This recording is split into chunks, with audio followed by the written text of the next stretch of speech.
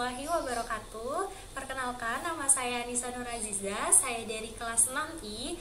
Nah, hari ini untuk memenuhi tugas akhir atau ujian akhir semester mata kuliah gizi klinik komprehensif, saya akan memasak menu makanan utama, yaitu menu makan malam, dan juga selingan pagi untuk pasien saya, yaitu pasien penderita hiperkolesterolemia. Nah, pasien saya ini seorang ibu berusia 47 tahun yang juga bekerja sebagai seorang guru. Pasien memiliki status gizi lebih dan juga untuk hiperkolesterolemianya pasien sudah menderita selama 3 tahun. Tetapi 1 tahun belakangan ini pasien juga mengalami komplikasi penyakit, yaitu penyakit reumatik. Selain itu, pasien juga memiliki riwayat penyakit terdahulu yang masih pasien derita sampai dengan sekarang, yaitu penyakit MA. Oleh karena itu, saya memberikan diet untuk pasien, yaitu diet rendah lemak dan juga diet rendah purin untuk mengontrol kadar kolesterol di dalam tubuhnya dan juga menjaga agar penyakit reumatiknya tidak kambuh. Dan juga saya memberikan pola makan, yaitu 3 kali sehari makanan utama dan 2 kali makanan selingan agar menjaga penyakit MA-nya tidak kambuh. Nah, setelah ini, mari kita lihat proses pemasakan dari mulai persiapan sampai dengan makanan disajikan. Terima kasih.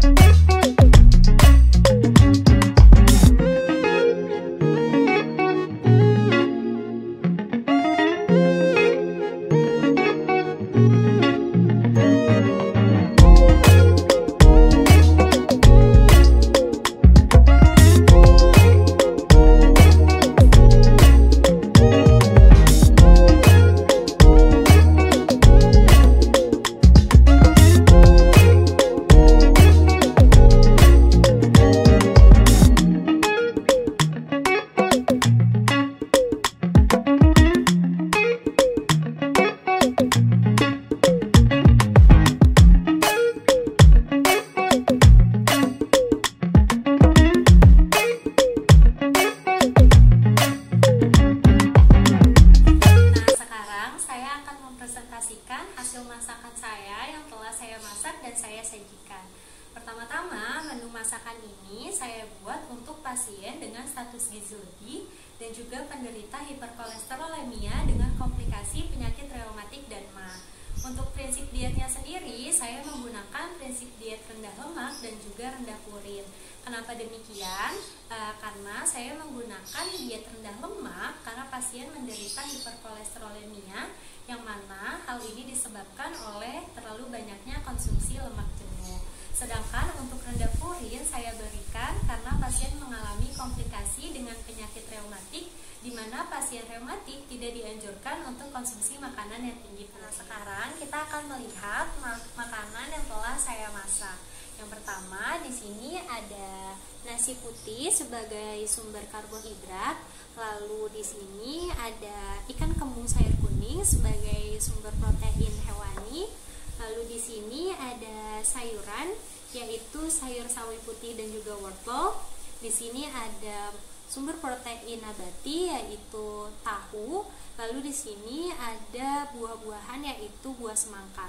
Dan yang terakhir, saya juga membuat puding buah mangga untuk salingan pagi.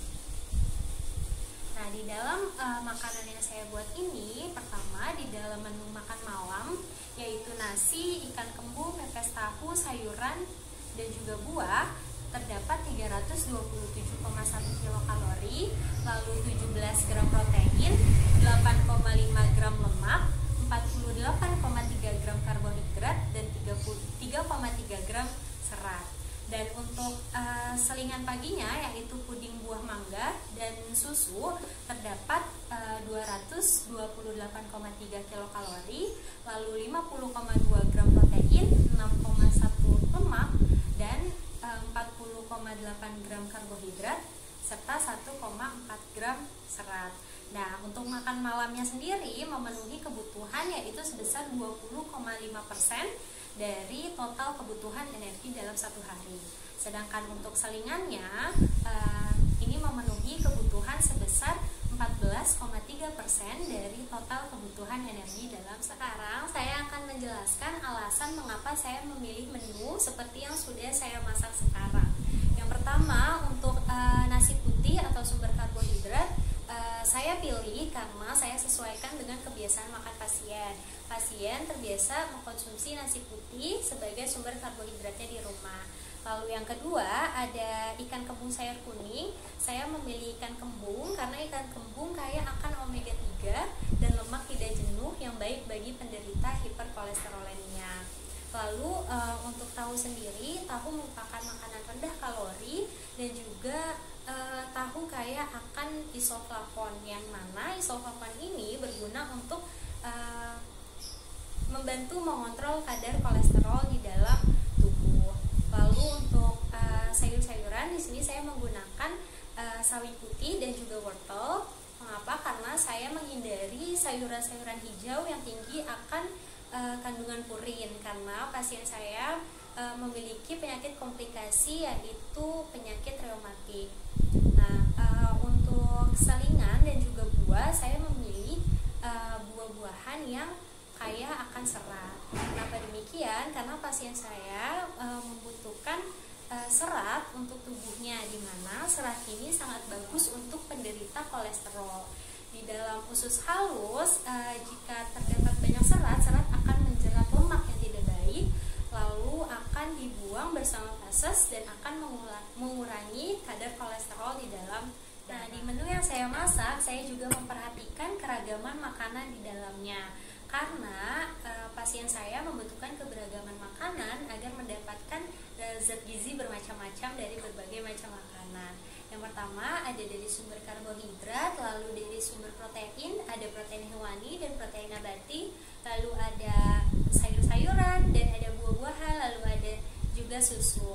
Nah, hal ini sejalan dengan ayat Al-Quran dalam surat Al-Baqarah ayat 61, di mana di dalam ayat tersebut Allah telah menciptakan berbagai macam makanan untuk dinikmati oleh manusia.